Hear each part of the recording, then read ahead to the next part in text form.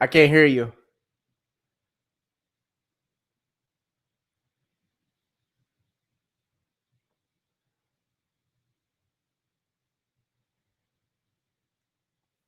Can you see if your mic is? I don't know if your mic is on. You have an issue with your microphone?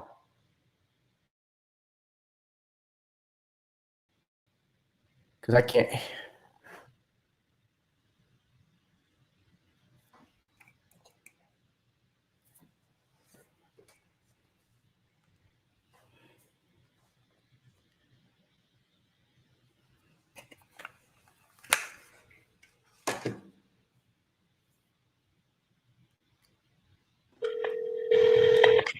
Welcome to AT&T voicemail. We need more information. Okay. Hello, Captain Muhammad. I think I can hear you. Can you hear me? I heard you. Can you hear me?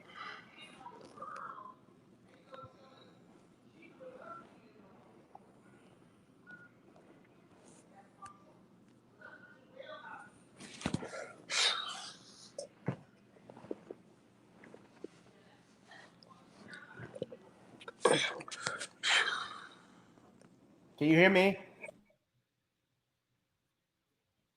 All right, guys. I think we're having a little technical difficulty right now.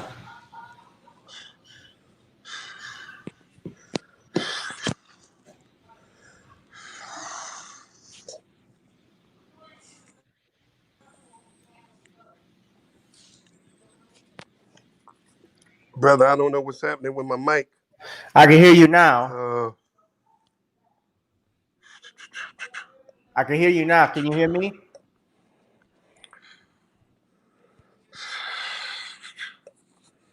Okay, chat. Okay, maybe.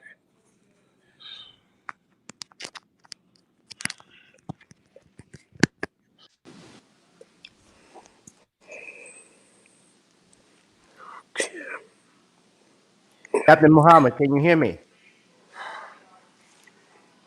I'm gonna respond.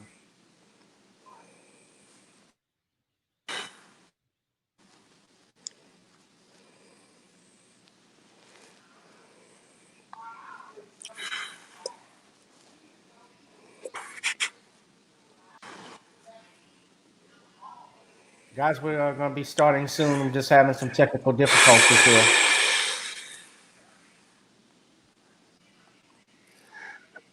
Brother, I can't. I can hear you. Now I can hear you. I don't know what the.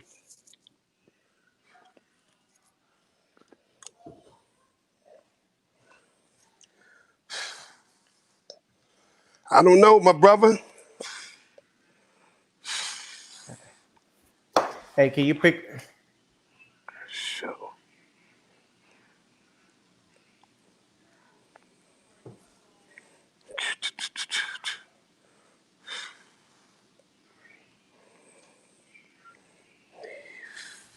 Hello? Testing. I can hear you. I can hear you. Testing. Can you hear me? Yeah, I can hear you. Can you hear me? I can Okay. hear you. Okay. Back to audio. Okay, disable. Can you hear me? Yes. You hear me now? Yes. Okay. I can't hear you though. Well, I have my microphone on. This audio is working. Check and see if you're. I can't hear you. You can hear me. Yeah, I can hear you.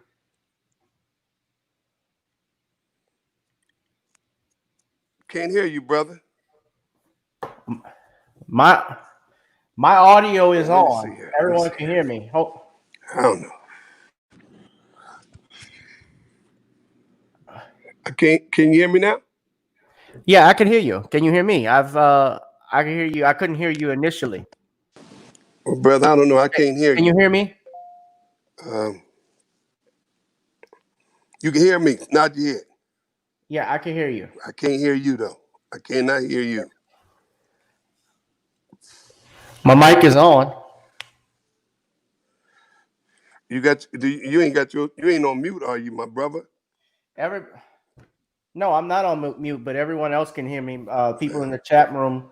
Okay. The people in the chat can hear Let me. me think I should go in and try to come back in again. Let me send you another link to see if that works, and just check. Let me send you another link. I'm sorry, my brother. I'm really gonna can't hear you, but check. okay. Check.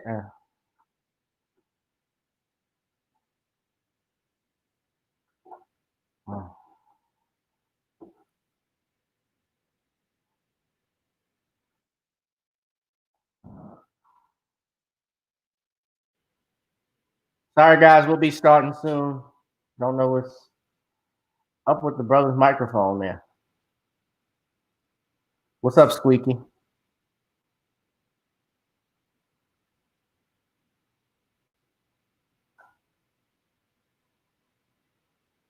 Okay, I see you, Captain Mohammed. Can you hear me? Yes. There we go. We straight now. So you can hear me. I can hear you now, my brother. Okay, great. Not loud and clear. Okay. Man, this thing got me frustrated. All right, it's all good. We're gonna try and get some more people in the chat room. Squeaky G is here. What's up, Squeaky? Let's see. I'm on Facebook right now. We got some people that are watching. There we go. We straight now. Hold on one second. I'm just checking the comments. Let me just try and add more people.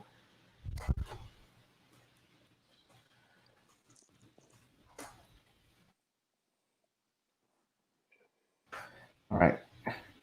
Squeaky says we good. Yeah, that's me. Okay.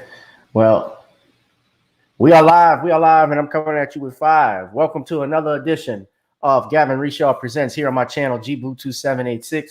Whoever you are, wherever you are, I hope you all are blessed and feeling good this day. And despite the circumstances that we're all in, I wanted to bring on someone that has a bit of perspective. As you saw yesterday, I had on Brother Ken Williams, who was a retired police detective out of Brockton. And today we are joined by Captain Dennis Muhammad. Captain Muhammad is coming out of Ohio right now. Is it Columbus? Columbus, yes, sir. Columbus, Ohio. And Captain Muhammad has had dealings with the police department. In particular, he has worked with several police forces throughout the country to try de-escalation tactics and also community policing. He is the founder of the Peacekeepers Initiative worldwide. And I'm glad to have him on today. Cap, blessing us with your presence. Well, we're very honored, brother, and thank you so much for giving us this great opportunity. Oh, it's no problem. It's my pleasure. And I think all of us right now in the community, we can use opportunities. And I think we're seeing that as part of the frustration that's going on in this country. And I think part of this, too, is not just about the killing of Mr. Floyd and Mr. Arbery. I think the reason why we see some of these people who are non-black that are out is pent up frustration for being locked in a house during these coronavirus pandemic. I think that's part of it. And I've seen, we're going to get into that in a little bit later today, but I do want everybody to know where they can follow you at. First off, you have a Twitter account. Is that right? Yes, it's Captain Muhammad 58, and IG is the same way.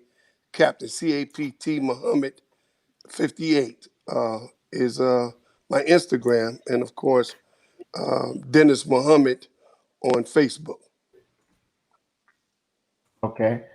Now, Brother Muhammad, there's a little bit of indirect history that we have. I actually know a mutual friend of ours, Brother William Muhammad, who is the head of the Muhammad Mosque 46 here in New Orleans. And I'm grateful to him as well. let me reach out to you to do this interview because I've actually, I've known Willie for quite some time, and I remember you actually came aboard in New Orleans trying to do some de-escalation tactics or training with the police, and there was some controversy about it. Would you mind telling the audience a little bit about it? Oh, yes, yes. The former police chief there in New Orleans, Eddie Campus, who's not only a great friend of mine, but a great friend of the Nation of Islam, when him and Mayor Nagin was in authority there right before, maybe 2 months before Katrina, he Right. invited me to give training to 60 members of his department. And we had a contractor agreement and a contract for me to come in and to give these officers this training because he knew that I had trained over 30 police departments around the country. So what he had done was he, invited me and gave me a contract to give the training. It was sensitivity training, what it was, to the New Orleans Police Department. And one day he was at a prayer vigil or prayer breakfast. And in that prayer breakfast, he mentioned that he was going to bring in Nation of Islam, Captain Dennis Muhammad, who was going to train the New Orleans Police Department in sensitivity. In that breakfast was Rabbi Cohen, who had really an objection with the fact that he was bringing in the Nation of Islam. Well, even though I am a member of the Nation of Islam, my sensitivity training has nothing to do with the Nation of Islam because that's my Right. business. I just happen to be a member. Right. But the way he Right. put it off, and I understand that the chief at the time was like, we bring in the nation, okay. Well, everybody knows that the minister has been a target by the Jewish community as being anti-Semitic. And so when that was mentioned, Rabbi Cohen felt it was necessary to object that and made a very statement to the police chief that we're not going to have the Nation of Islam come in and train the police. Matter of fact, having Captain Dennis of the Nation is like having the KKK train the police department. So Right. Chief Compass called me into the city and said, listen, we need to have you go before my command staff because it had went throughout the whole department that they're bringing this black Muslim in who anti-white, anti-Jewish, anti-women, and every stigma, every false stigma that they have about the nation, they put on me. And Mm. so when I went before his command staff, I flew into New Orleans and I went before his command staff. And when I explained to his command staff of my expertise and where my training is, and I didn't come there to point fingers on what the police department is not doing, but my training has been well respected around the country for my ability to recognize that it's very difficult for law enforcement to police the black community. And so once I gave my little speech, the command staff nodded to the chief. Well, okay, we didn't know that. Now we can go back to the rank and file and says, this Captain Muhammad, he comes with some credentials. Well, at that meeting was Rabbi Cohen. So when I was walking out of that meeting with his commands, it was about 60. This was his deputy chiefs, and captains and lieutenants and sergeants. The chief was very pleased. He said, you won them over, Captain. You won them over. He said, we got one more meeting. We got to meet with the rabbi. So we go in his office, me, myself, Minister Willie, and a couple other people. And there we met with Rabbi Cohen.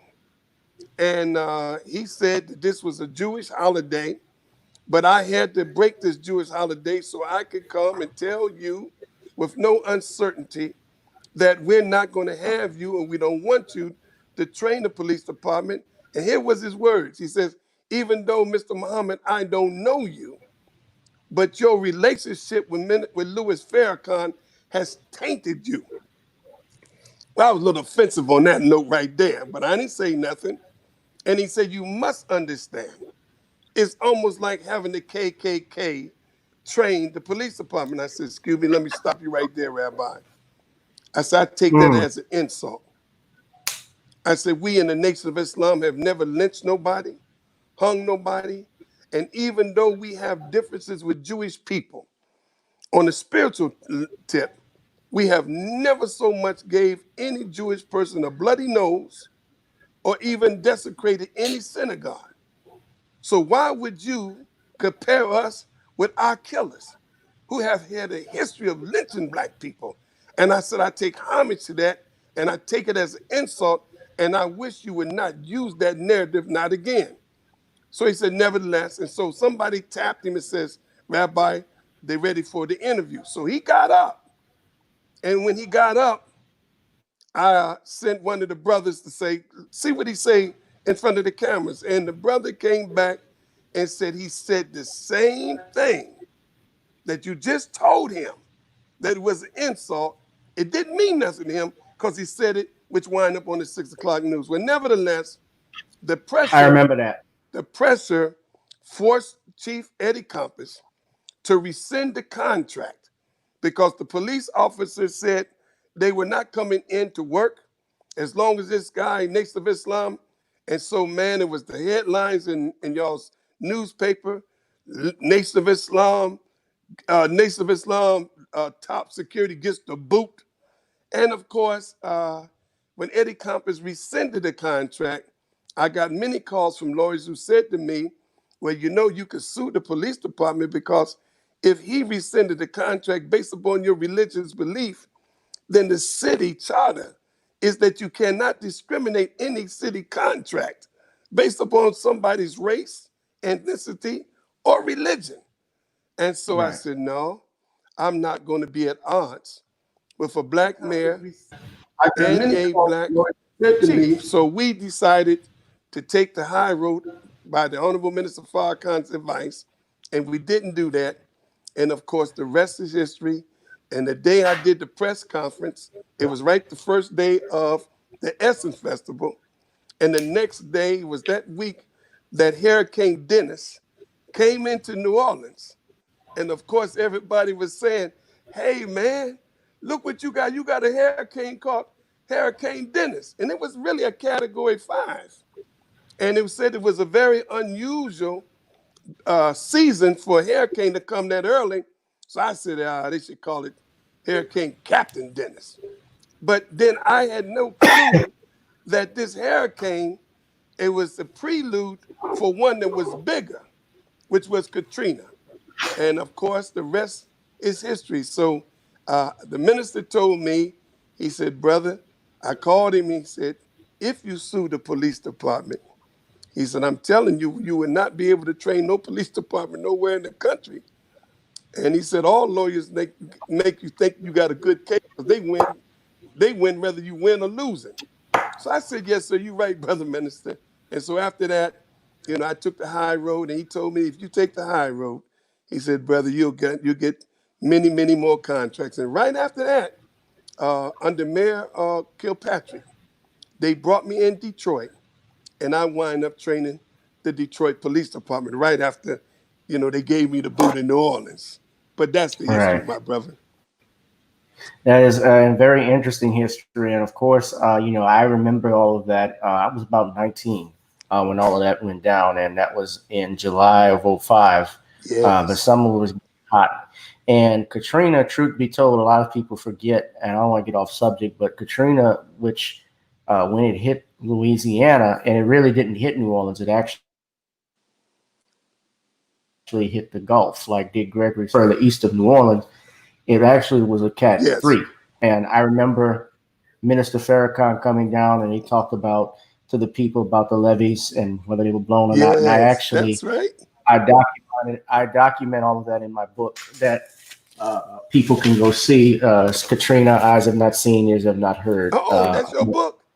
That is my book. Man, brother, you got to, all right, autograph me one. Let me know what it costs. I need to get that book, brother. All right. Yeah. Well, we'll do. Right. What we'll do. I'll get your contact info later.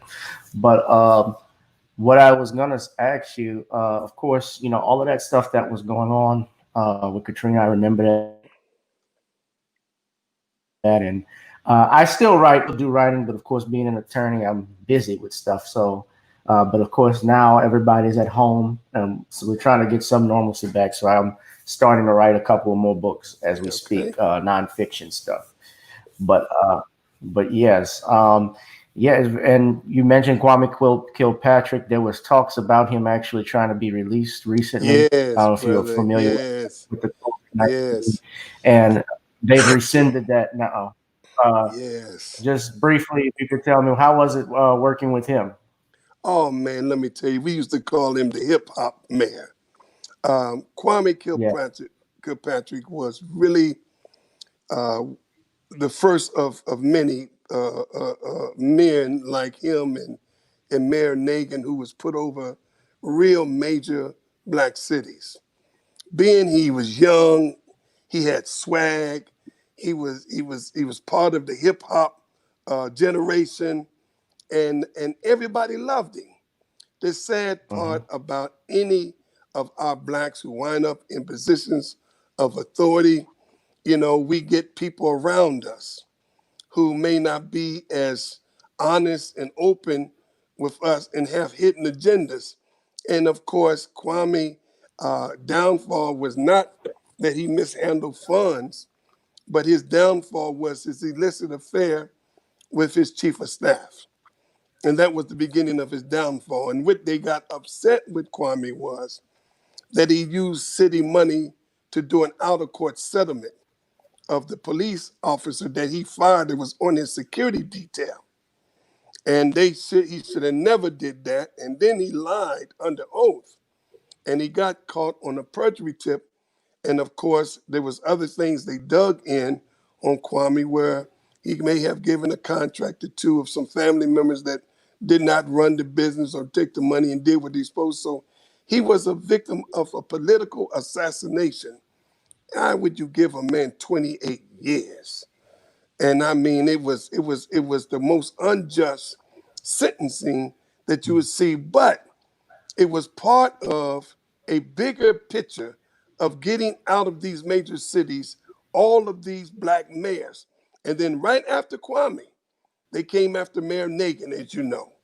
And Right. isn't this And something? Mayor was Go recently ahead. released. Yeah.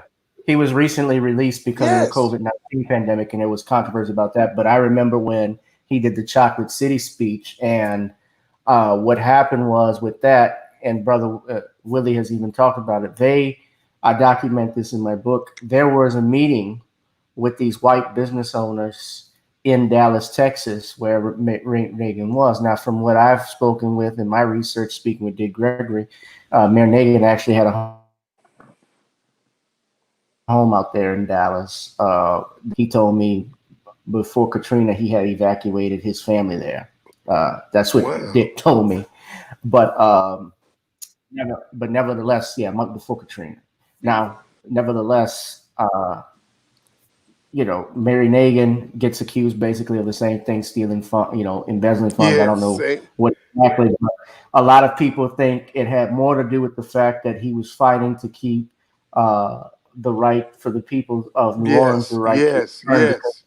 I Yes. remember being from New Orleans when they were talking about making New Orleans East and the Lower Ninth Ward green space. I Mm. remember, um, I remember they had a Bring Back New Orleans commission that all of these people from the Audubon Institute and others like Joe Canizero, I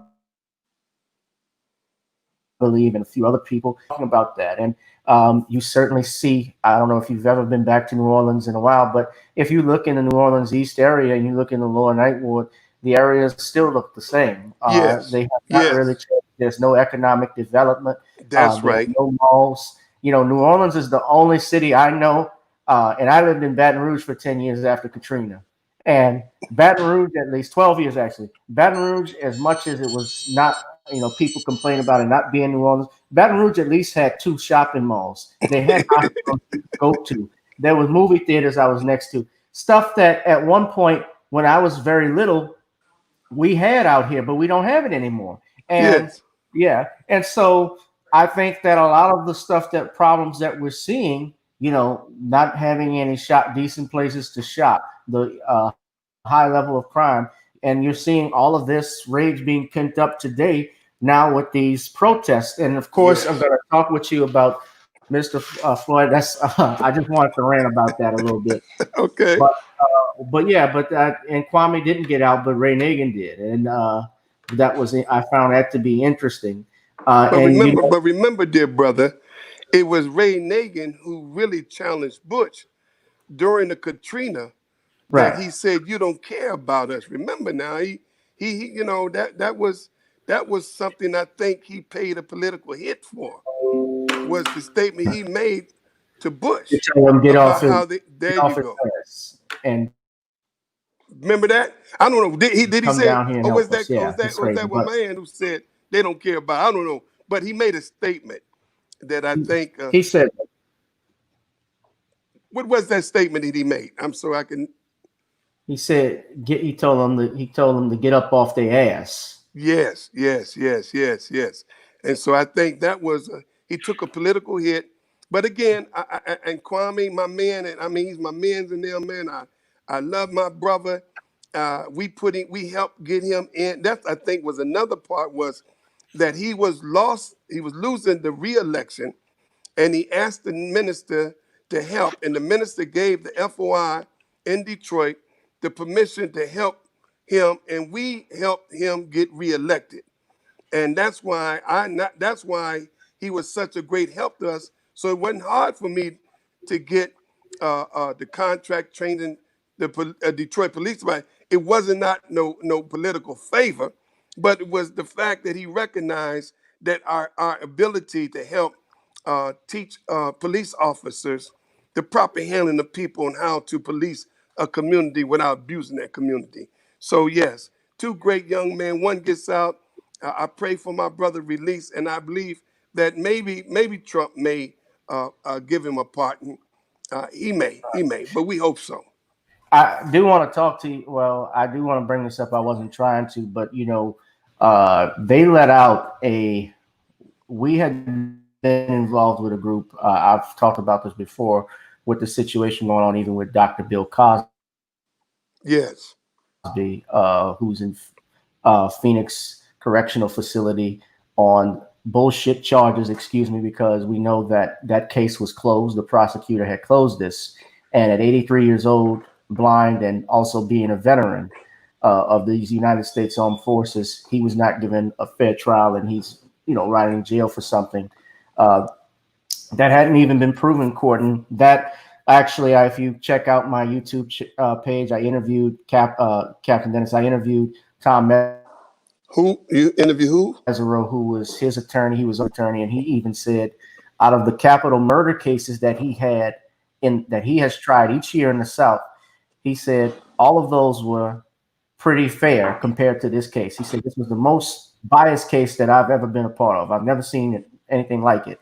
And to top that off, you have a mafia hitman, Benny, who was a cap. Well, he was the capo, and he was of the Banana crime family. Give me his name if I'm not mistaken. 85 years old. He was let out of jail, and his crime was arson. He was let out of federal prison. And Yes. yeah, Kwame Kilpatrick's in jail. Bill Cosby's in jail. Granted, that's federal and state. They're different jurisdictions, but the hypocrisy is still there. Go ahead, man. And let me say, you absolutely right. See, listen, man. We know that certain individuals are becoming political pawns for a greater hidden agenda. And look at what happened to Bill Cosby. He was in the process of making some real major moves. It's always there's another agenda that the community. It's easy to politically assassinate black people, and it's easy for us to believe most of the madness that they put out on us. Yeah. We did that with Michael Jackson, and even though Michael Jackson has been innocent, some wanted to do a documentary that wanted to make him look like he was a child molester. Even though they dug up my man R. Kelly, I mean R. Kelly is nothing but, to me, a modern day pimp. I think the attitude of any pimp is to have a stable of women. And the only problem that makes R. Kelly any different from the pimp on this, can you hear Captain me? Dennis? Can you hear me? Yeah, you were just yeah, I can hear you. What happens is you were buffering in and out. So Okay. sometimes it'll freeze and yeah. Okay, but yeah, go ahead. What you were saying about R. Kelly? So what I said about R. Kelly is that, he's to black people, he's nothing but a pimp. Meaning that, what is the mindset of the modern day pimp in the hood? The younger they are, the better client you can get. Okay, that's the pimp's attitude. I've never seen no pimp want nothing old. I think they always thought the younger they are, the better the client. Okay. The only problem with R. Kelly was he really was his only client. So when they went after him on everything of molestation or taking advantage and enslaving these women, all right, what was the purpose of it? And here's a man whose career is most certain. Now, I don't condone what he did, but the Honorable Minister Okay. Farrakhan taught us, he said, brother, when you see them come after any one of us, always look for the hidden hand. And that's how I've learned to look at everything that happened to anyone that's famous in our community. And when Gail went after Kobe and made that statement, and Kobe. yeah, and then we asked the question, what is the hidden hand? Why would Gail make that statement about Kobe and force that sister to try to demurge my man's reputation at a Lisa Leslie. time? You see what I'm saying? So what is the hidden hand? What is you already did R. Kelly, so now you go after Kobe, and then old girl was getting ready to go after Russell. And I mean, what is the purpose of all this? So we began Oprah. to Oprah was going after. So we began to say, whoa. Right. Is there an agenda here? And what is the agenda? Because you did not was that hard on your own, Charlie Rose, who was your boss. You wasn't hard on him. You didn't interview and bring out his dirt. So anyway, the point is, dear Well, brother, let's move this. we have Let's to move this as that's well. right. Let's move this. That's right. So and Harvey Weinstein was a great friend of Oprah. Yeah, let's move this was the CBS. There's a little bit of a delay, brother Dennis, but Oh, okay. yeah, hold on. I was saying, yeah, let's hold on one second. Excuse me. Sure. 'Cause I don't know why it keeps buffering like this. Oh, let me see if I can connect.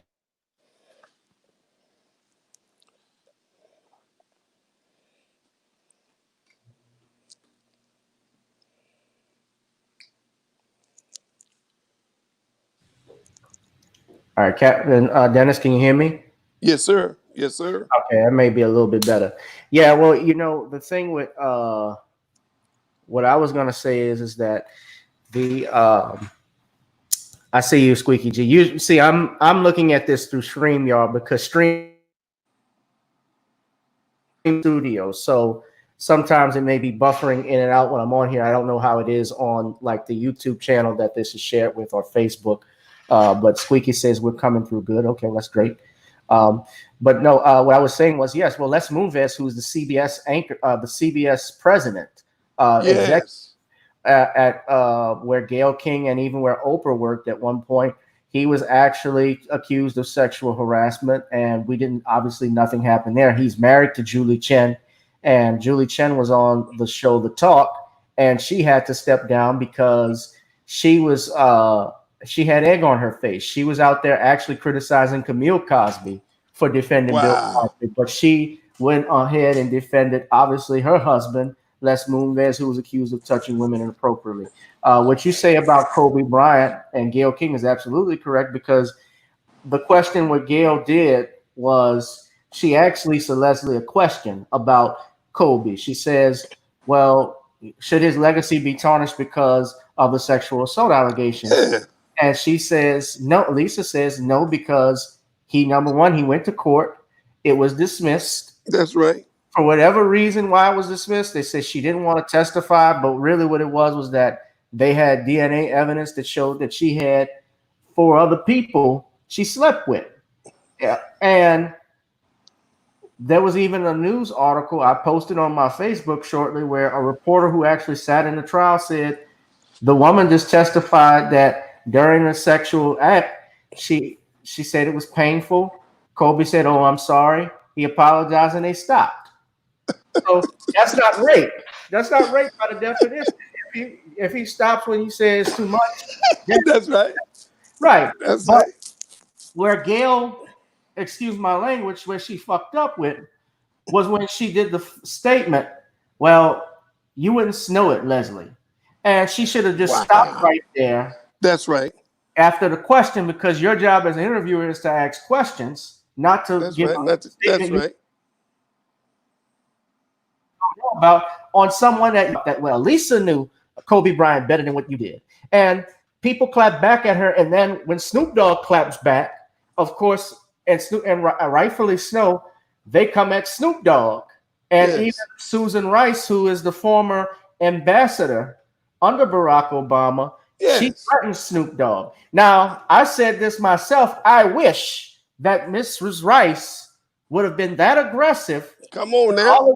Would have been that aggressive with all of these police shootings that were going on with black men. I wish she would have used her voice and her platform to push Barack Obama, to push Eric Holder or Loretta Lynch, whoever was there, to prosecute the men that killed Eric Garner. Because if they had done so, perhaps Derek Chauvin and Tu Thao and the other 2 men officers who were there, I don't want to use the word men. If I do, it's loosely. Those men probably would not have killed our brother George Floyd. That's a good segue. Now let's get started on that, buddy. Let's get started on that. That's a good segue to get into. So everybody has seen the video. Of course, I don't. I've seen it. I want to get your thoughts about what you saw, especially as your expertise with the as a trainer of police. And tell people. I don't think I asked you this, but what are some of the techniques that you use to train, and how long does it work with the police? Is it just a one-time process, or is it over a monthly period? Could you explain? Well, no, the training is a 6 weeks training. Um, the training is very extensive. We deal with everything from de-escalation to the proper handling of people. Um, we teach them, you know, everybody know those in law enforcement, they get very little what we call people skills. And the reason why they get very little people skills is because the department believed they should already come with people skills. But no, many of them lack people skills. And so we recognize, and when we do training with law enforcement, that we recognize they are desensitized. Now, what do I mean desensitized? There's no way you can work in our community or work in any environment where you see the worst of human behavior and you don't become affected by it. Every police officer in every department I've trained, when they first come on to the department, fresh out the academy, they're very sensitive. They're so sensitive that when they see the first homicide, they're so affected by seeing the first homicide that some of them never forget seeing the first dead body, the first young man killed, or the first body they found decomposed. It affects them so much that many of them have nightmares. But if you see this kind of violence or see these kind of killings on a day-to-day basis, then after a while you'll be able to stand over the body and eat a donut and drink a cup of coffee. Why? Because now you have become desensitized. And Mm-hmm. desensitivity means, to be desensitized means, my brother, to no longer be kind, look at the words, caring, look at the words, or compassionate. So we got police officers in our community who are no longer kind, caring, and compassionate. So when you see that the humanity is poured out of these officers, then you're looking at an accident just waiting to happen. But let me be fair. They're not the only ones who desensitized either. Black folks are desensitized. Yeah. To live in our community and to see the level of gun violence that we see on a daily basis, it erodes our sensitivity too. And no longer are we kind, caring, and compassionate. And that's why it's easy for us to kill one another, because we have lost the sensitivity of one another. So you got the police department that is desensitized, who don't have no love, respect, or honor, or feelings for a community. And you got a community that don't have it for itself. So when the two meet in the hood, that's an accident just waiting to happen.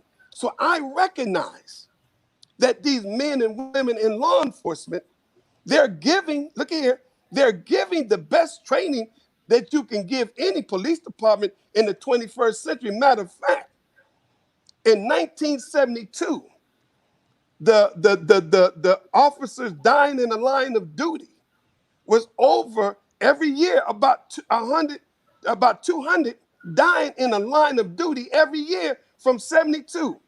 As they was given more street training, those numbers went down to almost 62 a year.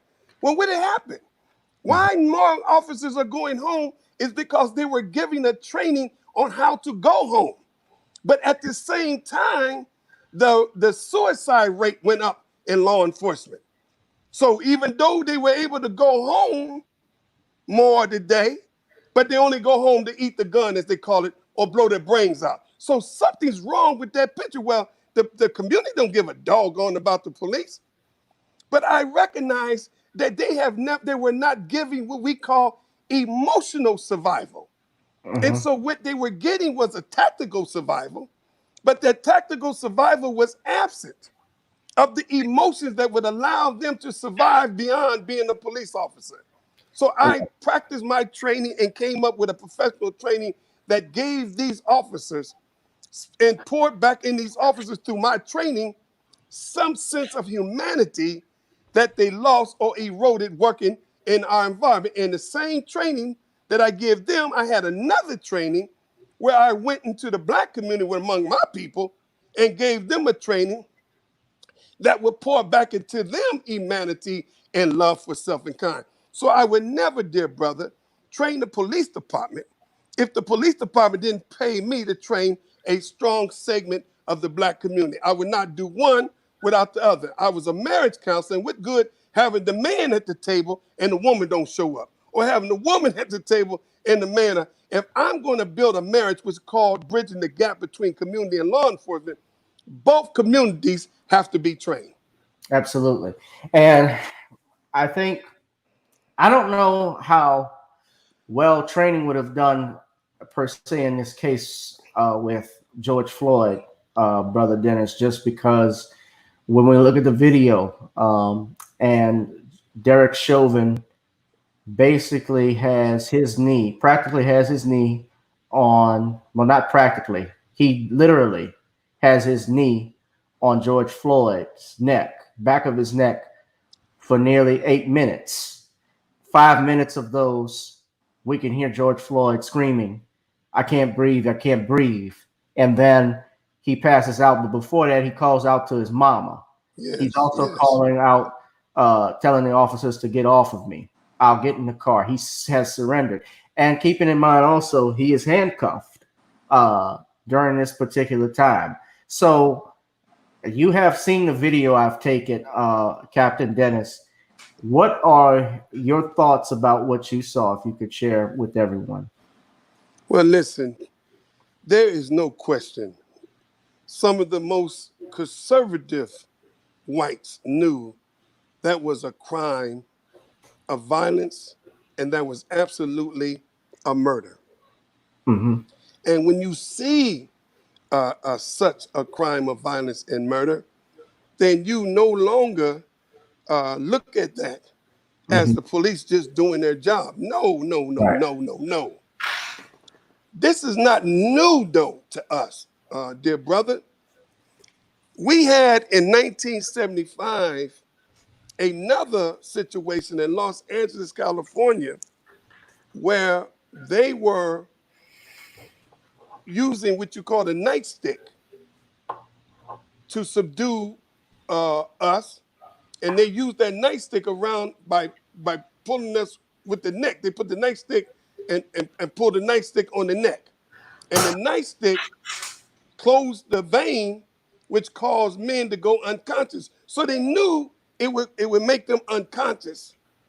But what was happening is many of the men that they did this to died. Right. So they began to start saying, well, we don't know, it's got to be something to do with the black man's vein in his neck and all this, that, and the other. Or his health conditions, like they Or his try health to. conditions. Man, it was straight up murder. And so they disbanded that. It took a little controversies, took 12 black men to die and 6 white men to die. But that came to a halt quick. Well, we're not going to use that tactic no more. Well, now you got the knee tactic. And now you are training police. See, this is part of their training, brother. In the academy, when they show you how to subdue somebody, they do use the knee. And in using the knee, if they're not putting the knee in the neck, they putting the knee in the back. Mm-hmm. But the knee is definitely part of their training. Right. All right. So it was not unusual for them to use a knee in the neck. It's unusual for a man to use a knee in a man's neck, and the man said he can't breathe, and you kick the knee in his neck. Right. Times I've seen many videos where the knee was used in the man's neck, but it was only to get him beat down and they got off. So what we're looking at is a training policy, dear brother, that has to change with every police department. We should demand that that form of using the knee to subdue any suspect, white, black, or whatever, the knee cannot no longer ever be used, whether it's on the neck or on the back, to subdue. That's got to be eliminated. If that was the case, in the chokehold that they put on Eric Gardner, remember, there was a chokehold. LA, it was the stick.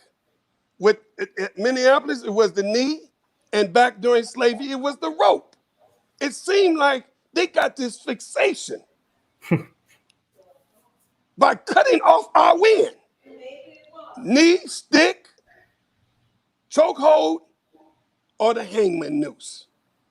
And so it sent out an outrage, and they said, well, thank God that this was caught by the video, but we black people know, dear brother, how many of the deaths that we know went unsolved, went unchallenged, because there was nobody to videotape it. Yeah. Too many of them. I just want to look at some comments. I'm listening to, I see Eddie Black. What's up, Eddie? He said he died. He didn't just pass out. He died. Yes, I know he just died, but I'm saying he initially, when I was making that comment, I was saying initially we see him and he passes out and he succumbs to obviously this action or this conduct from the police officer. I don't want to even call it misconduct. It was murder. By what I saw, he caused his death. And that's right. To read the coroner's report, I don't know if you had a chance to read it, but it was in the probable cause affidavit that was filed by the prosecutor, Mike Freeman.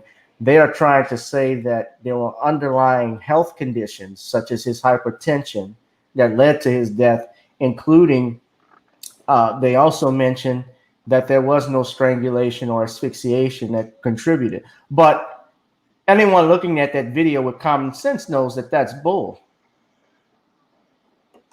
Yes, sir. Yes, sir. Right. Yes, sir. That is not going to hold up in no court, man. Well, or at least it shouldn't hold up in no court. It shouldn't hold up in court. But if, as a defense attorney, if I'm looking at that and that's the initial medical examiner's report, then I'm licking my chops. And of course, they're going to bring this up.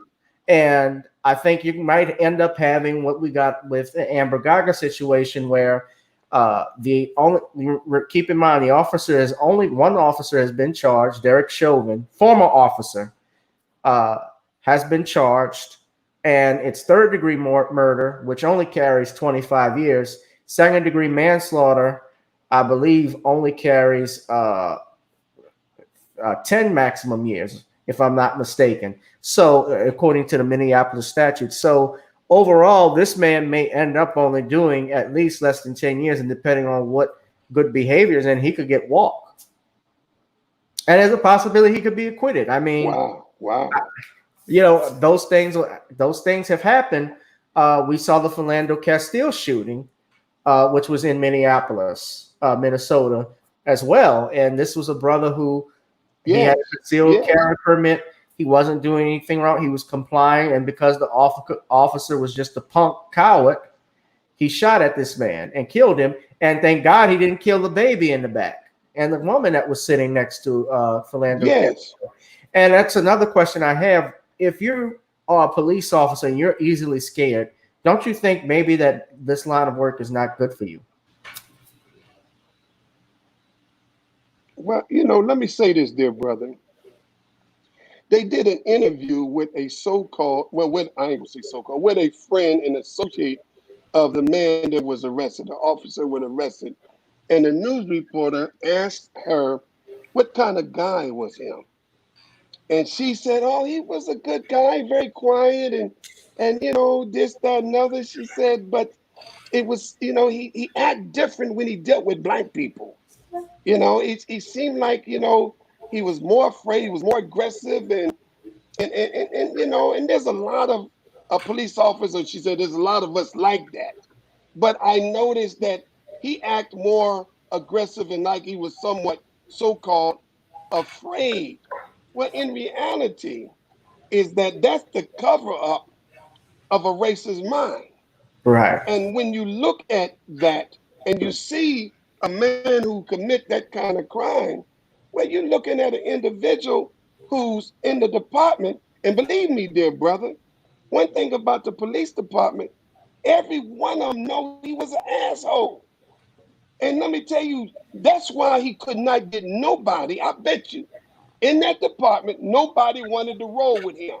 He had Had a 17 history of that. complaints. And He the had only 17 complaints. partner he could get, the only partner he could get was an Asian.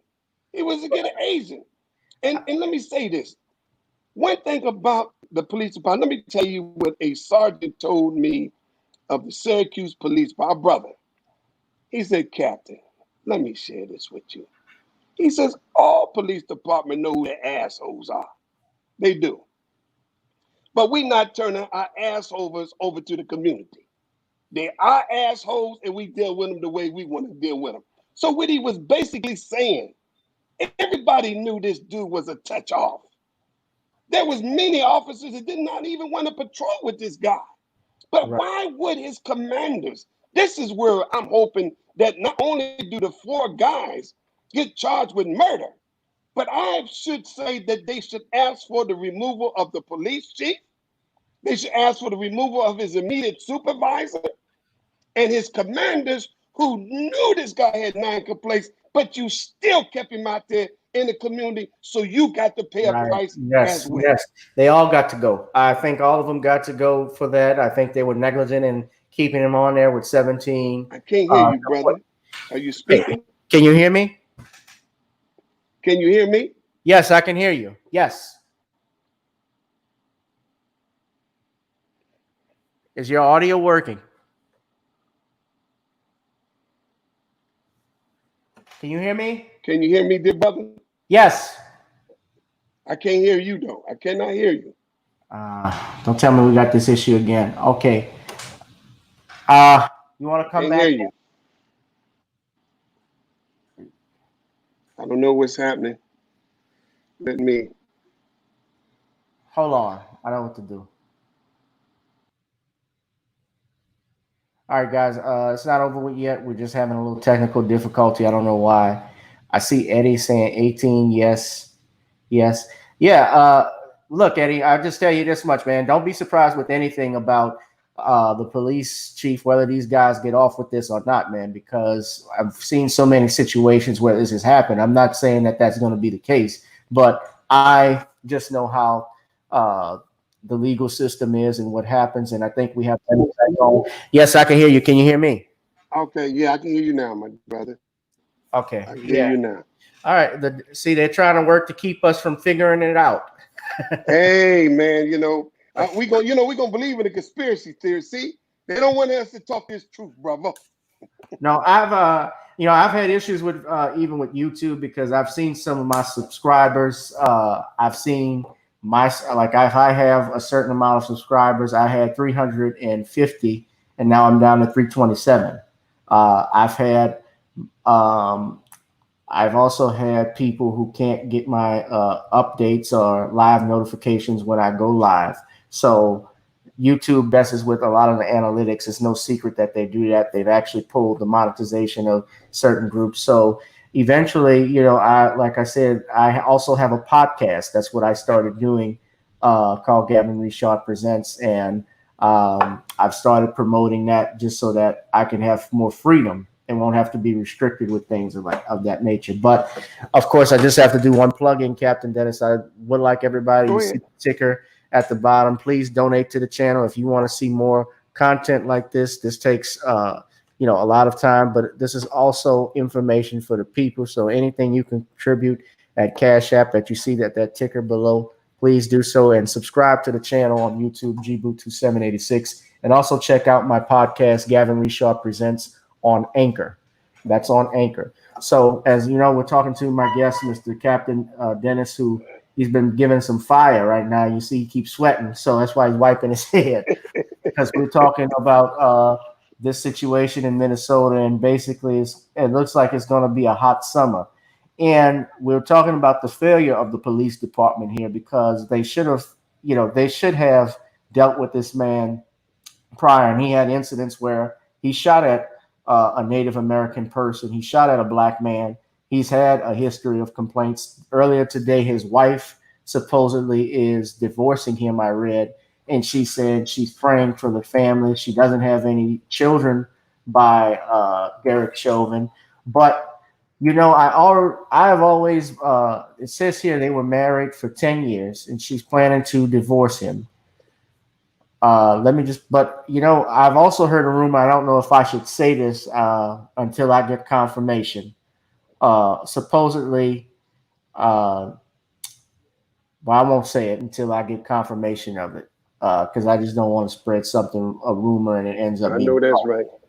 But I've heard some information about that the Asian officer that was with him, who to me was just as prejudiced as Derek Chauvin, and it was in a better position to stop what was going on, because he could have walked over and told him, hey, get off of him, or even remove him physically if he had to, saying that's enough. And none of those men did that. They ignored this man's pleas.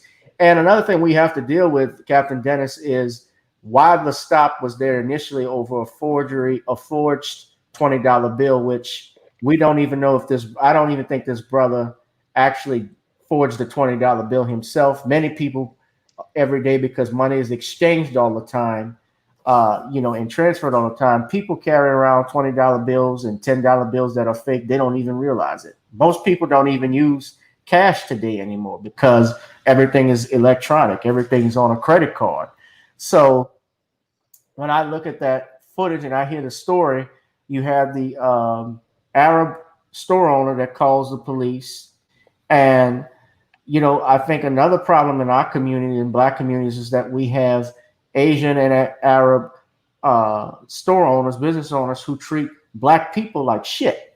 That's right. And the community, That's right. And they make money, tons of money, and they have some of the lowest. And also, when it comes to voting, they actually have the lowest voting turnout of any group, because they don't practice voting. They practice economics. They practice money, and that's what I think the Black community needs to focus on, is group economics. Whether it's Trump, whether it's Biden, whoever, I don't even believe these men have an agenda that they say that specifically that will be given to Black people. And so maybe the thing that we should be doing, instead of thinking of voting necessarily, and this is the issue that I have with the elders, is that they try and point their finger down at the younger generation, because, Martin Luther King would have wanted this. Dr. King wanted a lot of things for Black people, not just to be able to go and vote. And he wasn't about having any group, any political party take advantage of his people or himself. He challenged Lyndon Johnson. He challenged Dwight Eisenhower, who was a Republican. He challenged John F. Kennedy.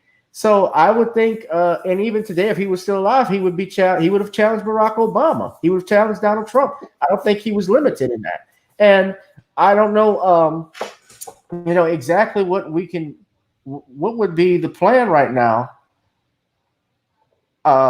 as far as what we can do. But we got to address this issue of prejudice with the Arab and Asian store owners, because as a kid, I remember being followed or being watched by a Korean store owner here in New Orleans. I've had that experience. I've had people follow me when I'm getting shopping for clothes, but there is no black-owned business that I can go to per se that's in my area where I could go shop at. Or if I had to shop, I would have to go online and do that. And maybe that's a sacrifice that we have to start doing. If I don't know if what you agree on that or what your position No, is. no, no, no. Look what you just said. Look what you just said. There is no black-owned businesses. So when you see a so-called riot where businesses are being burned down, that's not a riot. The black people in the community is calling that purging our community. Mhm. That's called purging. That means that the CBS is not a black-owned business. The zone is not a black-owned business. Uh, all the stores that they showed were not black-owned And businesses. those were whites So that when were they doing said, the looting. It's important. I'm sorry, Captain Des, but it's important to point out it was mostly whites that were out there that were throwing the bricks and actually looting the stores, not "Oh black. yeah, Yeah. yeah," So when you see the AutoZone, the CVS, the WalMarts, and all them, man, come on, man, the McDonald's and all, look here. We are not burning down our community. They are purging the community of businesses that does not have an invested interest in the likelihood of the black community. Now, when you say he had an Asian partner, man, they just is racist.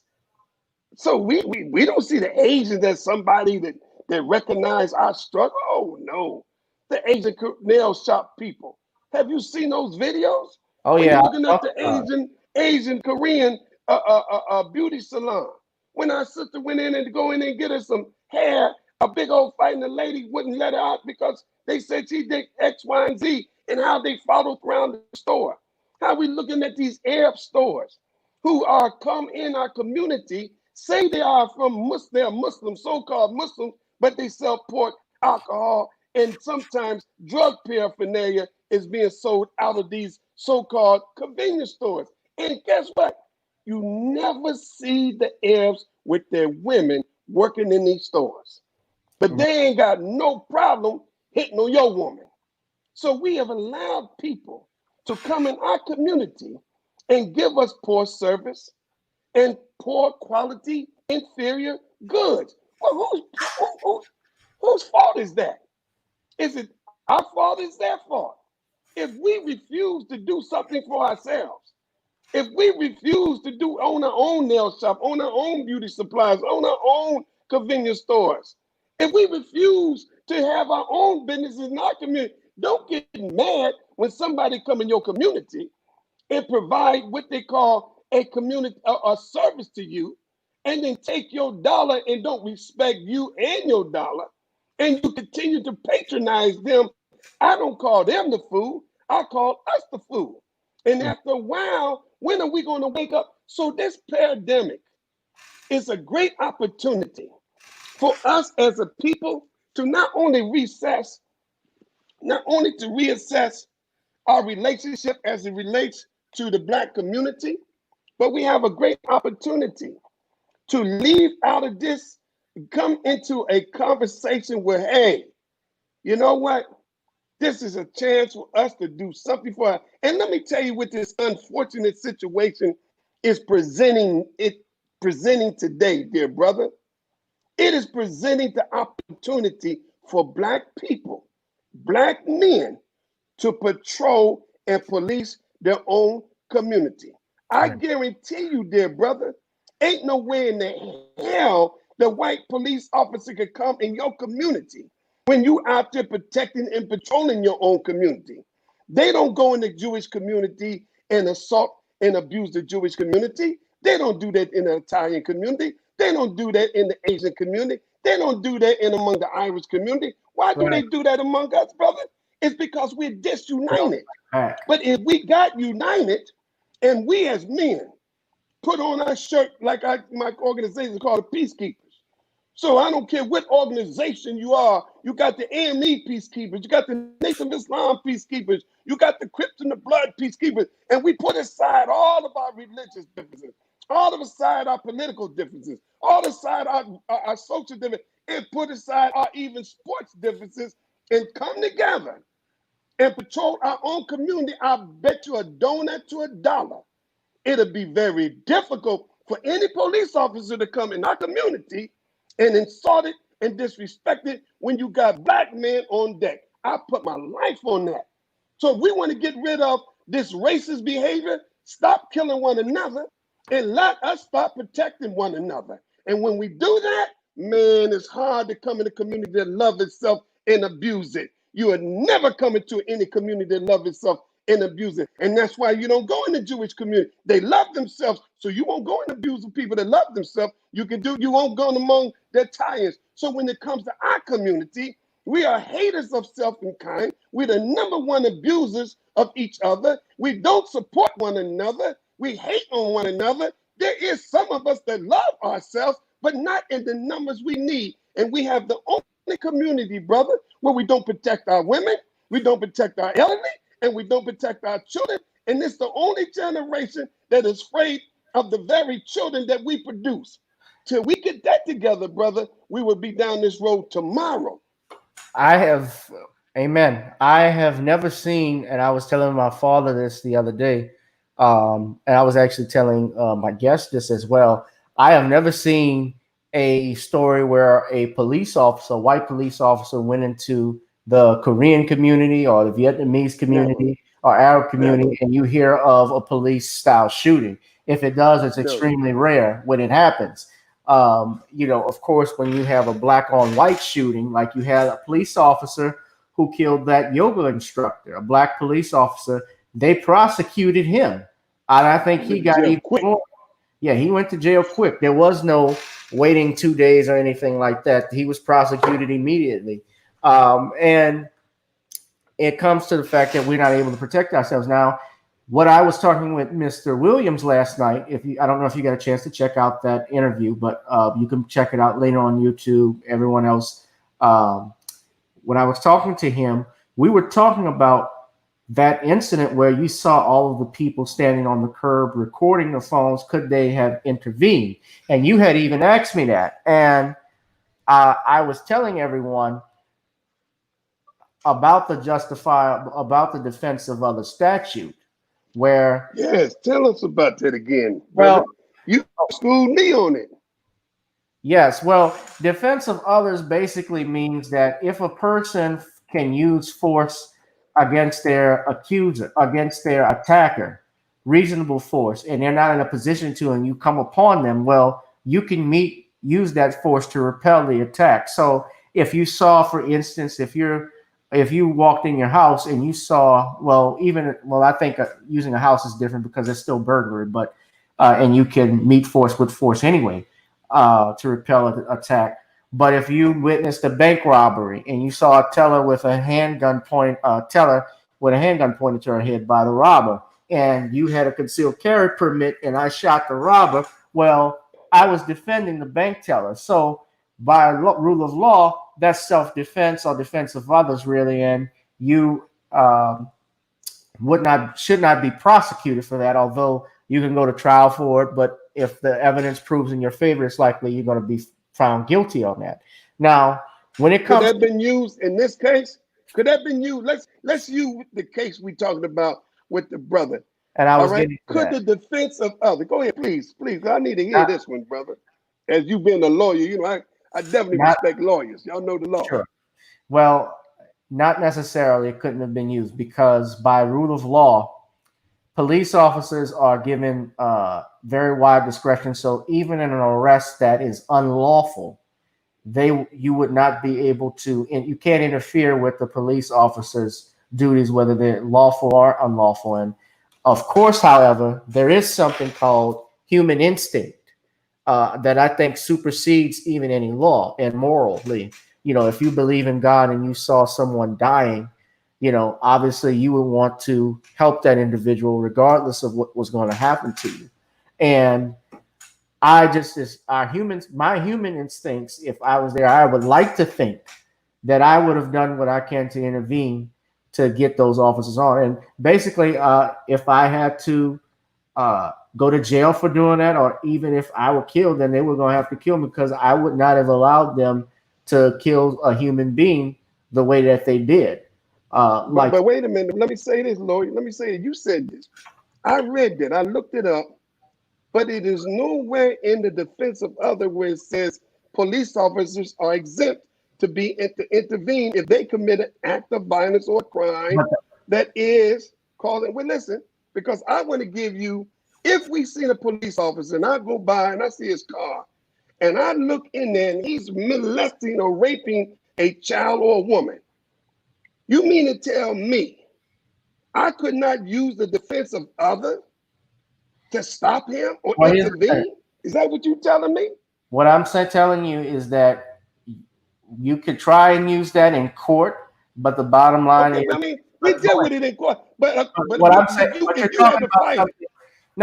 talking about is something morally. I'm just telling you what the Supreme Court decisions and from my conversations with former police officer Ken, I spoke with Ken Williams, who testified to this. He testifies to as an expert witness in police brutality killings. Police officers. Ken Williams out of Boston. Is this the Ken Williams you're talking about? Yes. My man. That my man. Okay. You can't interfere generally in a police officer's duties. Now, what you mentioned about molestation, witnessing something, that's a whole nother ball game. Because but we watching the murder, because now it's a murder.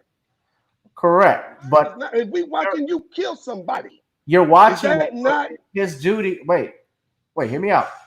His duties, whether they're unlawful or lawful, what I'm saying as a police officers generally, you cannot by law interfere in that. But if you, as a man, a lawful arrest, it's lawful or unlawful. I ain't no way. But where you get that unlawful from? I ain't never heard that unlawful. If you go, now, did you add that? You adding that there? Are you putting that there? I'm telling you, I ain't never heard of unlawful, Brother Muhammad. I'm telling you what. Wait, let me finish, please. I'm telling you what you're talking about, and you saw. Yes, it was unlawful what happened to Mr. Floyd. What I'm telling you is what has come down in court decisions and in the past. And from my conversations with Mr. Williams, who is a former detective, a homicide detective that's testified in court proceedings, and even here in Louisiana, we have, John Bell Edwards passed something called the Blue Lives Matter law. And if I'm not mistaken, if the resisting arrest statute now, which was once a misdemeanor, is now a felony. So you cannot traditionally interfere with a police officer's duties, whether they're lawful or unlawful. However, what I'm saying is, regardless of that statute, as a man and morally speaking, yes, I would have interfered with it, and I would just have to go to jail. And if and use that law, and we're arguing. You can use it, and now a prosecutor obviously would have argued against it, but and in court you can always make your argument. Like they say when they do an indictment, you can indict a ham sandwich like a grand jury. But as a defense attorney, you want to use your argument, fine. You can use, the situation that we saw with the Breonna Taylor incident, for instance. Those officers were acting on based off a no-knock warrant, okay? But Breonna Taylor, who was killed, her boyfriend, his name is Kenneth Walker. When the police officers barged in, he thought in the back of his mind, and he heard him barging in shooting first.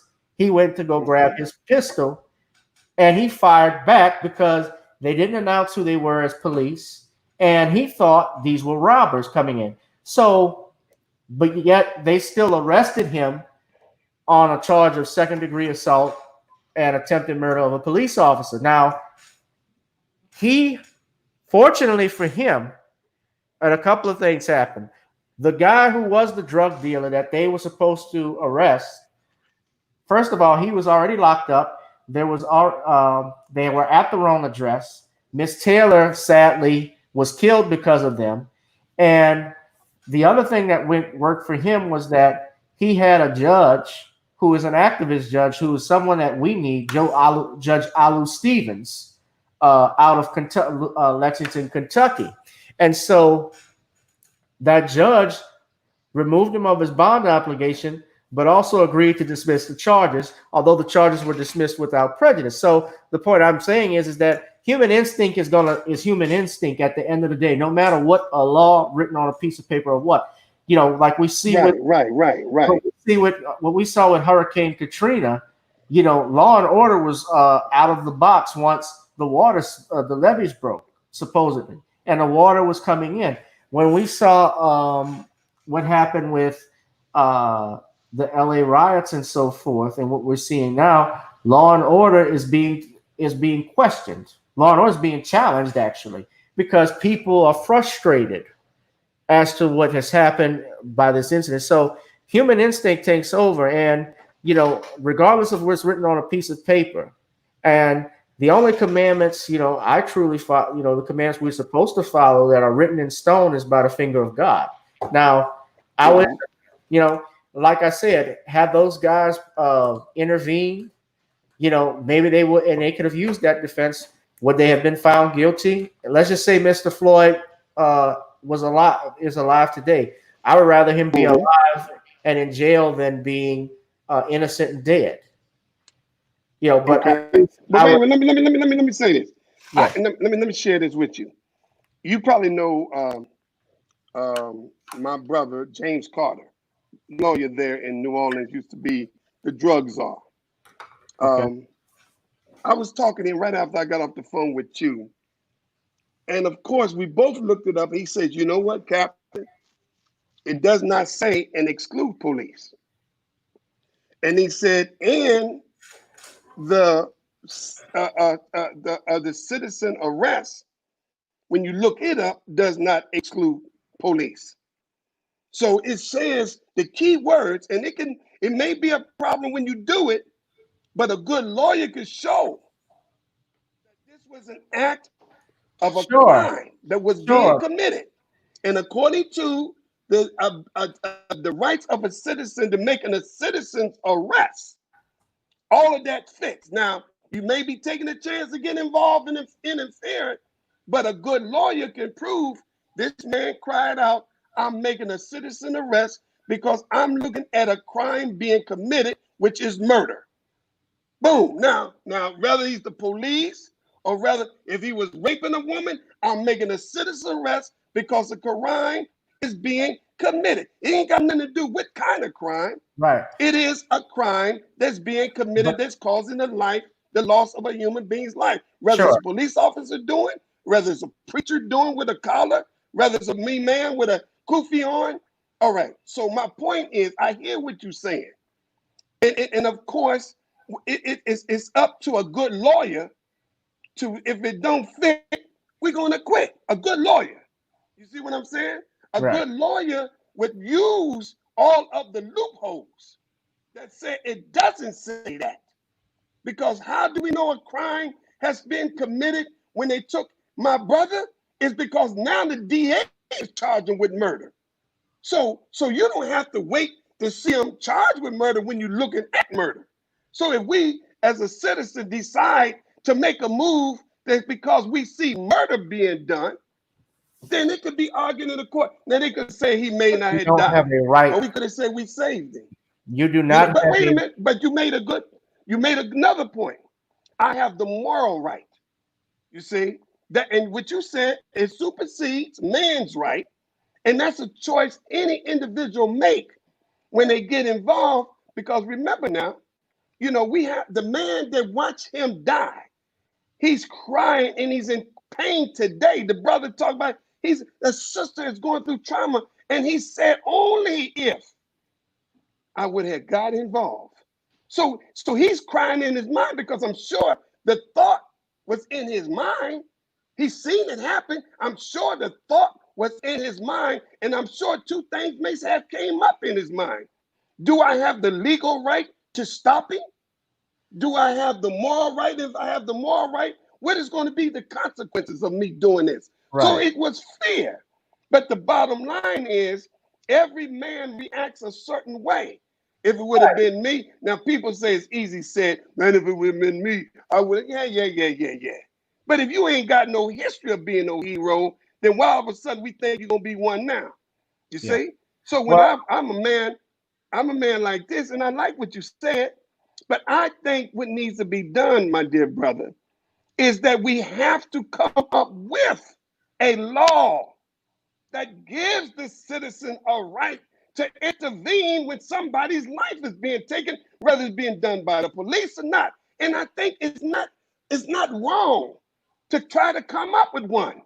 I think it's right on time, and I think the citizen needs to be empowered with the ability to stop this kind of madness. That's all I'm saying there, brother. And I think this presents the great opportunity for us to establish that. Right. Well, I hear what you're saying, but I'm just telling you because you had asked me, was there a legal right? Right. There is no known legal right to do that because police officers get broad discretion in court. It's just the same thing that happened with the the police that shoot a man in the back. They always try to bring up the fact that, being a police officer is stressful and that danger is there in any minute and so forth. But there is no, and the other playing devil's advocate with it, we don't know. People don't know at that incident. The people that were at that corner didn't know it at that incident what exactly was going as far as why Mr. Floyd was being arrested. So it could have been a lawful arrest, although we know from the facts that come out now, it is an unlawful arrest. Clearly, it was an unlawful arrest. And really, I don't think they could have even, like I say again, I think it was phony to have 4 police officers come out on a forgery case. Usually something like that it's a misdemeanor and they will write a citation or something along those lines. It's not a felony violent case that they needed that much force to do. And of course, they got caught lying because they said Mr. Floyd was resisting arrest when in reality, from what I saw, unless they altered the tape somehow, which I don't think they did, he was completely compliant, which makes it even worse on them. So yes, it's a question of morals. Morally speaking, had I been, everyone wants to think. Brother Dennis, you muted your mic. Yeah, I just did it. I had to tell my wife something. Oh, okay. Yeah, but morally speaking, yeah, I would have someone would have stepped in if I had seen. I'll give you another example. When a little girl a few years ago, there was a beach party or a pool party, and they called the police on these kids for being at this pool. These white folks called the police on them, obviously because they did not want to be associated, have blacks. I remember that. I remember that. Yes, sir.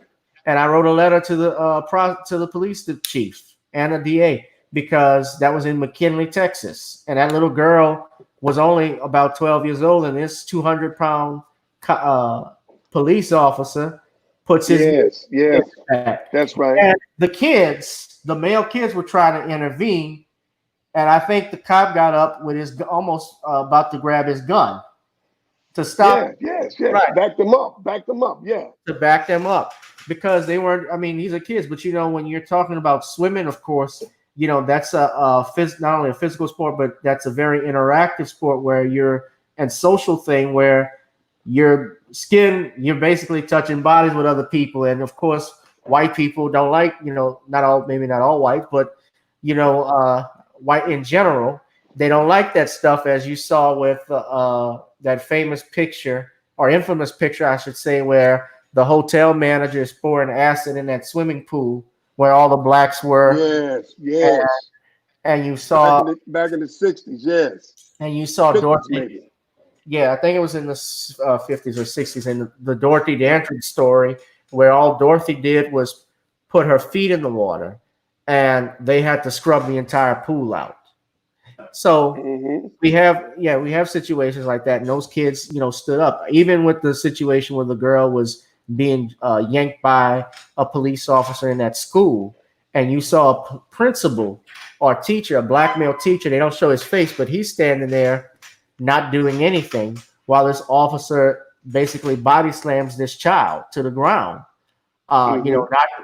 Not intervening verbally or physically. So it's a question of testicular fortitude. Am I man enough to do this? Would I intervene? Anyway, That's right, and brother. I would wish, That's right, brother. and That's yeah, I right. wish That's I right. could. I wish Mr. Floyd was alive, and if he had to fight Yes. his ticket, he would have been able to just fight it. But unfortunately, he's not going to get his day in court. But what I will say, and I think I've said enough on that one, but I just, this is a situation in time where I think we can, where black people, and I look at the Ahmaud Arbery situation, I think that we need to have also our concealed carry permits. I think we also have to be licensed to carry firearms and go to a shooting range. I think we need to learn self-defense. Uh, you know, all the white people that I know or I see buying up guns in Walmart and all these other sporting goods stores. Why would you want to be the only Negro without a gun? Well, that I hear what you're saying, dear brother, but for some reason, us having a legal gun really does not mean nothing to the establishment. Matter of fact, it pretty much when we are stopped, it creates more of a problem with us because they have this mindset. And I'm telling you, there is a mindset of how they approach us and deal with us. They don't look at you whether you're a lawyer, you're a sports figure. It makes no difference. Remember now, when these officers are at the target range, they're shooting at a black silhouette, a black silhouette on white paper. All right? They're All right. not shooting at a white silhouette on black paper. So if you're constantly shooting at look at here, black target, then that psychologically becomes your point of reference. When you see a black man, you're looking at what we call a black silhouette. There's a case where in New York City, very famous case, the deputy inspector was doing a roll call. And in the roll call, he had two undercover brothers. They were in plain clothes. They was undercover. They worked the subway. And of course, they wear certain colors or they wear certain something so they can be identified by other police officers. But no longer they did that. Early that evening, as they were in the subway, they seen their commander on the train. And as they was walking toward him to say, "What's up, commander?" he drew his weapon. He did not look in their face to see, oh, that's Officer William and Officer Otez. You know what he's seen? He's seen a black silhouette. See, the black silhouette has no face. And this is what they're taught and trained to constantly shoot at. So when they see us, brother, we become a target. Right. They don't look in your face. You Yeah. may be, in one case, a political person that may be the mayor, a black mayor. They don't see the black, he's the black because I'm not looking in his face. They ain't had enough time to see this one sister to know she was a judge that they go before. Right. So what I'm saying is these are all systematic racism, deep embedded subliminal seduction, policing, racial profile policing, and it didn't start just yesterday. This has been the case since our fathers touched shores here in America. Oh, you're right about that. You're definitely right about that. But still, I just wish that. Still, I'm not leaving without my gun. I still wish that brother. I'm referring to the Ahmaud Arbery case because these were former police investigate. Well, he wasn't a cop, but I just wish had this brother. I wish the brother would have been carrying like Charlemagne the God said, so that even if he died, he took one of them out with. He at least took one or two of them with him because this brother was just jogging. Man, listen. He was just whether they got a legal gun, these niggas got illegal guns. They got up on their seat. They carry it in the waistband. It may not be legal. Only thing it means is when they get stopped by the police, they can present it. But the purpose of having a gun is the same reason. It ain't never I got a gun in the black community because I'm worried about some white boy running up on me. 9 times out of 10, we got a gun to protect ourselves from our crazy brother, who is going most likely I'm gonna have a problem with. So we're not getting the gun to protect us from them. We're getting a gun to deal with each other. And that's why it's almost dangerous, in my opinion, for us to arm ourselves if you're giving a gun to a person that hates themselves. I think to be able to have guns is given to fair-minded, level-minded people who have a history of great respect for themselves. But at the same time, we got to be very clear that we are going to be challenged 9 times out of 10, not by a white person, but you're going to be challenged if you live in the hood 9 times out of 10 by somebody crazy in your own community. And there you have to practice some kind of restraint because you ain't the only one got a gun. Yours may be legal, but mine, you see in my waistband, partner, is illegal, but we both gonna get the same end result. So I hear you, and when you say that, it's almost the same conversation. We need to arm teachers with guns. You feel me? I disagree with that. I don't believe. But this was the argument. No, that's not the same. But this is the argument in America because of the school shootings that they now want to arm teachers with guns. See what I'm saying, my brother? I hear that. I hear that, but that's not what I'm talking about. That's not the same. I don't equate that with that because the purpose of you saying having a gun is for what reason? It's called self-defense. The purpose of them saying for the teachers to arm themselves is for self-defense. So I don't see how it's different other than the fact is both reasons is self-defense. Because what I'm talking about, because when I'm talking about, it's not the same equivalency because what I'm talking about, still, I said that we need to look at getting our concealed carry and our Second Amendment and stepping our Second Amendment rights up. That's where what you talked about, when you talk about one person having a gun that's legal and illegal and putting it in the wrong hands, that's a part that comes up with training. I trained with my firearm. And yes, when I go out, and I'm going to be real with you, that is my right, just like it's your right if you choose not to. On the fire range, how many black people you see and how many white people you see when you do train? Actually, I've seen quite a few more blacks than I have whites, believe it or not, in the shooting range. Okay. Believe it or not. They've actually, and it is white owned, but I've seen a lot of blacks that have come out there because, at the end of the day, unfortunately, like we talked about before, human instinct, things happen. And, I would rather have it on me and be alive today. Of course, I hope I never have to ever use a firearm.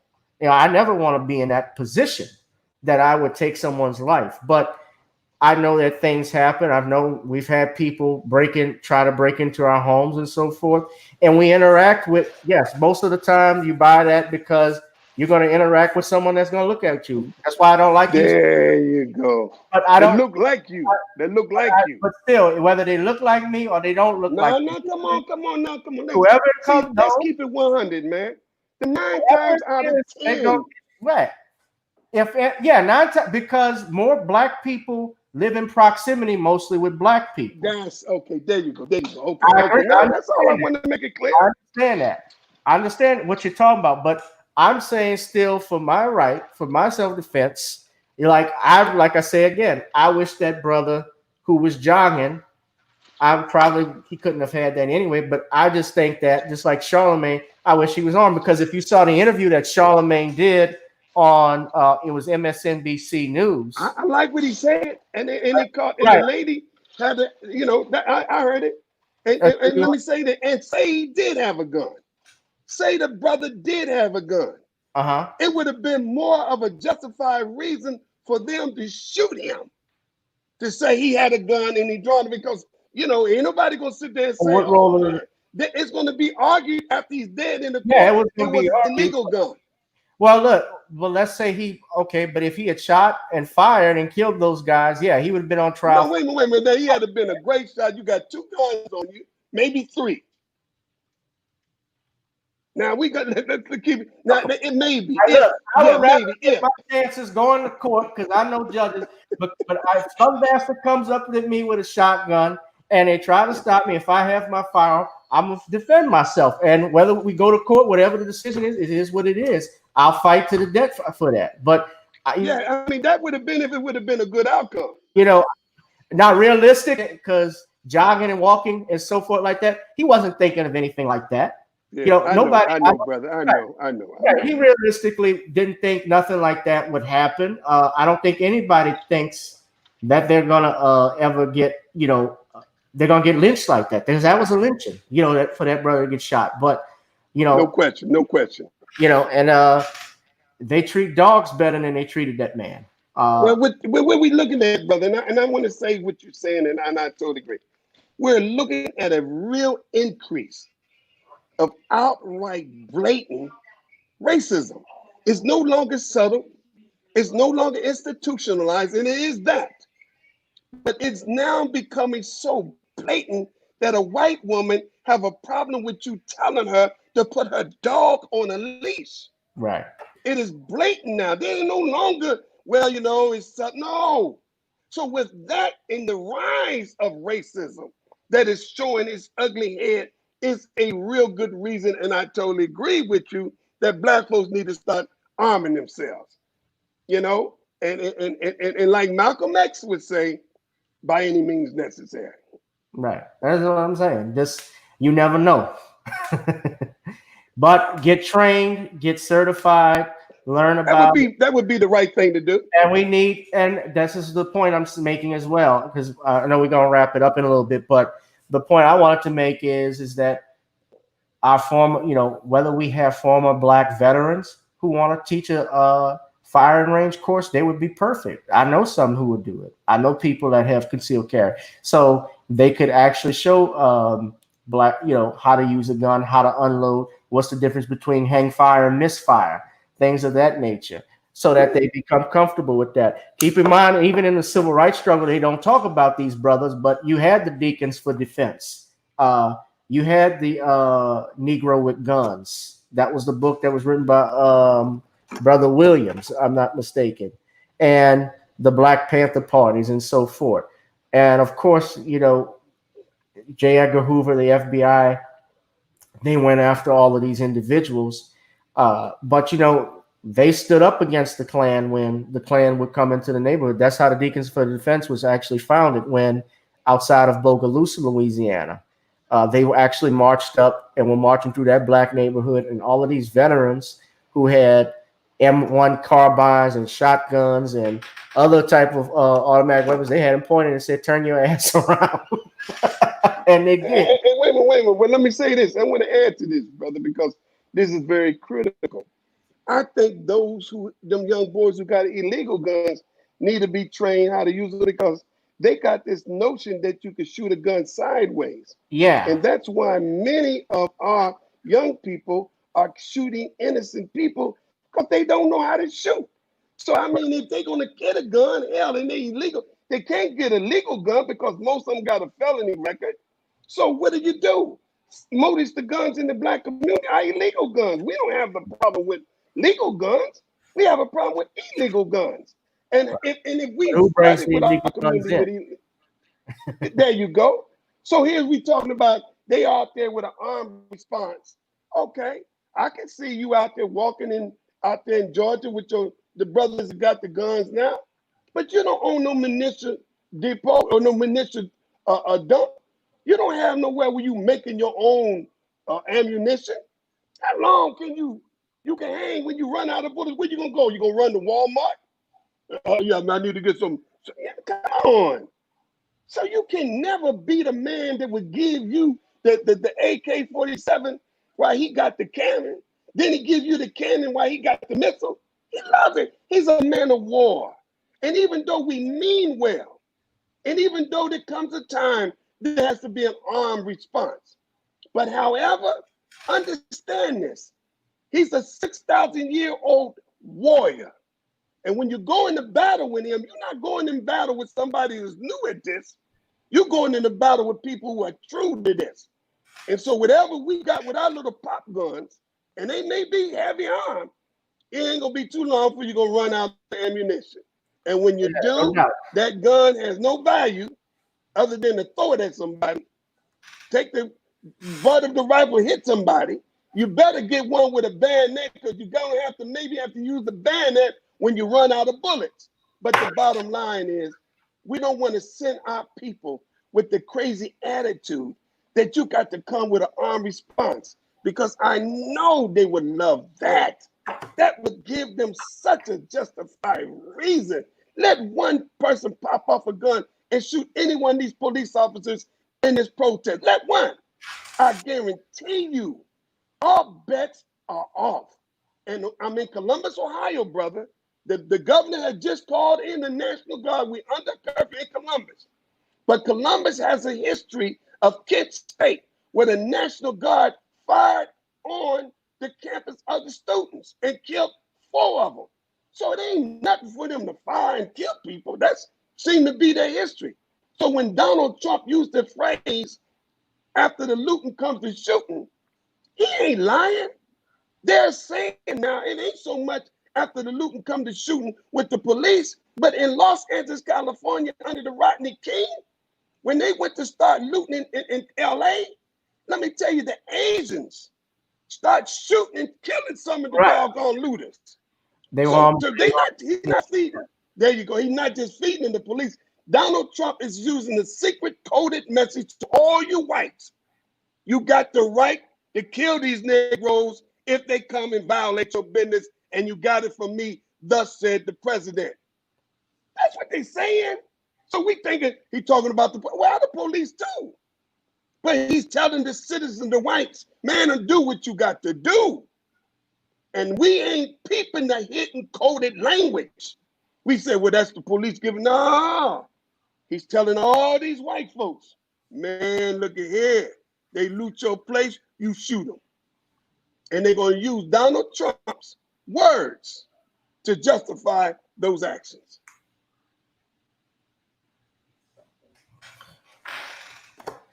Yeah, well,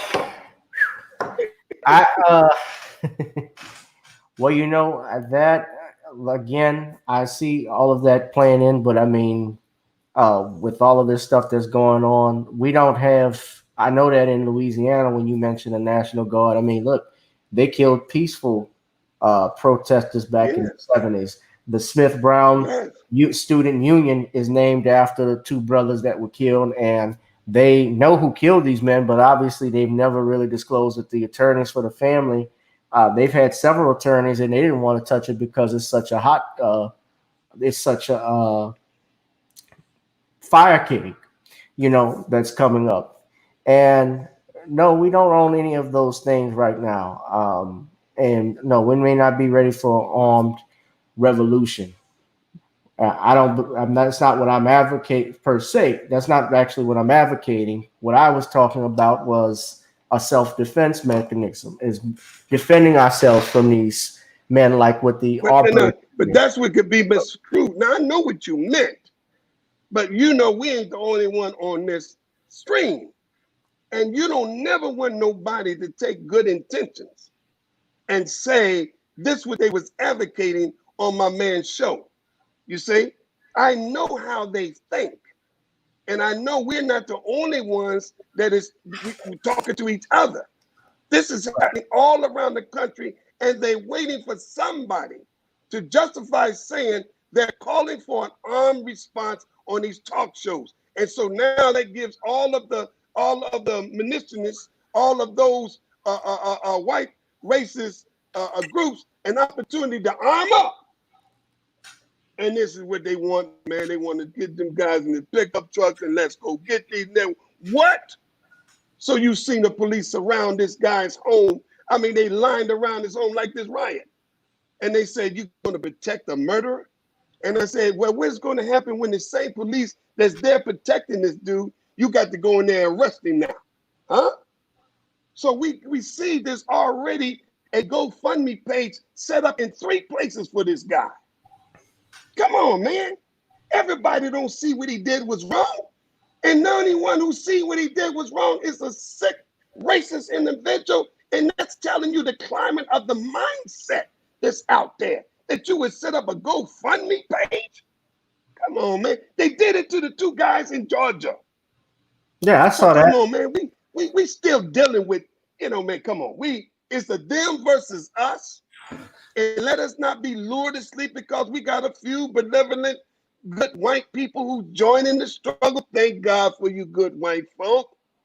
But don't come among us and try to show us how we need to change. Go among your own white people in your own white community and take the protest there among your own people about this cause. We don't need you rolling with us. We got this. Go in your neighborhood and deal with your people. This is where we need you to deal with. So this is where we at right now. And I think when you keep seeing the news, they say, well, 50% of the people are white, 50%. And then, you hear some of the black, well, this time we got white folks. But what does that mean? Because they with us is cool? Come on, man. We got to understand, all right, we appreciate that. But why do you got to wait till get to this point for you to pop your head up? Yeah. So let us not be lured to sleep as a people at this very critical hour, and don't let the press use this rioting atmosphere as a means to derail the purpose. You see what I'm saying? I see. And let's stick with this is a reason. So if you want to add up all of the damages that was done in every city during this riot, then send the bill to those 4 damn officers. Send them the bill. Because if they had not did what they did, this community would not be up and around and fire all around the country. And that's the truth. So don't get mad that you're looking at a response. For every action is an opposite and equal reaction. They know that. Right. So don't let this become an avenue that it's become more of the news than the fact that we want those other 3 guys arrested. Don't use this as a reason to hide the truth of this incident. And that's what they're doing right now, brother. It is taking up the news, not because of what happened to George, but now this is all the news, which means you're going to diminish what really happened? No, hell no. If it's up like this, I used to hear Malcolm said, if you didn't kill my dog, the hell I wouldn't have killed your cat. Shit. If you didn't treat me this way, I wouldn't treat you that. So if we look at it for what it is, we have to say to black people, we have to say to the press, that listen, don't get lost on this riot stuff. Don't get lost on the fact. Let's talk about the cause. But that also comes with supporting our black media who can get the subject and truth out, because what happens when you have like a CNN and an MSNBC, people are always watching those shows regularly. They will always switch the narrative. Right. Back in 2014, the narrative was about Michael Brown being shot by unlimited amount of rounds by Darren Wilson. And remember, people were talking about police brutality, but then the subject matter became about domestic violence after Ray Rice hits his girlfriend, his fiance, then wife. Same thing with Adrian Peterson getting arrested for disciplining his son and, on child abuse charges. Now, of course, you can't condone, I certainly don't condone what Ray Rice did or what Adrian Peterson did per se. Of course, those are issues that needed to be dealt with. I don't condone stuff like that and what he did and so forth by knocking, touching his wife or his woman. But the flip side of it too was what people forget is that case was even settled. She forgave him and married him and even went with Ray Rice. She went with Ray Rice to the NFL's office to the commissioner when he was going to suspend him. And Uh-huh. after hearing what happened and explaining that she bore responsibility because she spat on him previously and they were both drunk, the commissioner said, okay, I'm going to suspend you 2 games. But then TMZ gets the video, they release that, and all hell breaks loose. ESPN talks about it. And, remember Stephen A. got suspended because he told women that. Yes. But when these police shootings started happening, and when the Trayvon Martin things was happening, Stephen A. was criticizing black people. That's why black people don't rock with Stephen A. too much anymore. That's right. And they don't rock with Charles Barkley. Well, Charles is God, he's a ringless cool. But listen, brother, I know we gotta wrap another, up. Yeah. But I mean, I enjoyed this. I really thank you for the opportunity. I mean, it's been informative to me. It allowed us to talk about things that maybe the viewers or those who looked at this live stream never put the thought like that. I'm sure they're more educated on some of the tactics of the training with the law enforcement. But I think at the end of the day, it has to be a separation.